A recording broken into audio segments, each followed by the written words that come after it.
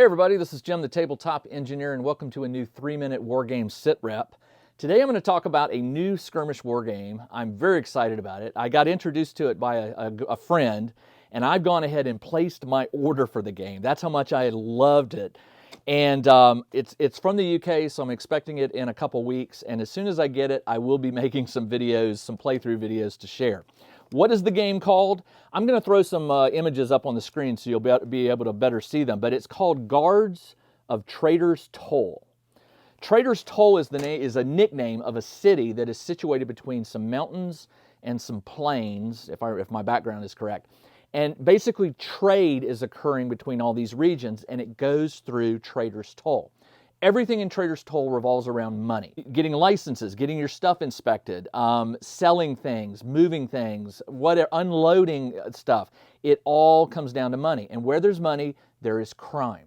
In a normal skirmish war game, in most skirmish games, it's you versus an opponent, and your job is to basically kill all their soldiers and get some loot and escape and play another game.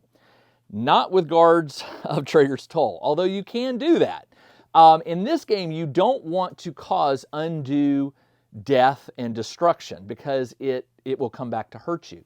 In this game, you're going to be controlling 5 to 6 guards. These guards are patrolling an area of the city that is represented by your play area. And on the play area are dozens of citizens. And these miniatures come with the base game. The civilians are wandering around doing their business. And as you play the game, you're flipping certain cards, and these events will trigger things. Sometimes it can trigger a fire. Sometimes it can trigger an outside attack. Most of the time, however, it turns one of the civilians into a criminal. They have committed a crime. Your job is to chase them down and arrest them. You don't want to kill them because that can cause discontent. Discontent is this thing that builds during the game, and you don't want it because it can negatively affect your play. So you can play it solo, you can play it with friends, you can attack your friends' guards. Again, it creates discontent. Or you can work together. But in the end, whichever player arrests the most criminals and reduces discontent and gets gold coins for rewards and stuff, they're the winner.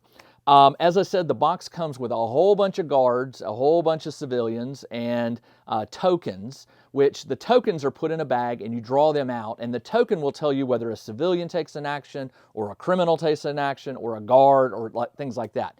There are dice, you'll roll dice, and it's not so much a luck game because the dice have symbols on them, and the symbols, they do affect combat, but they also affect special things that you can trigger during the game.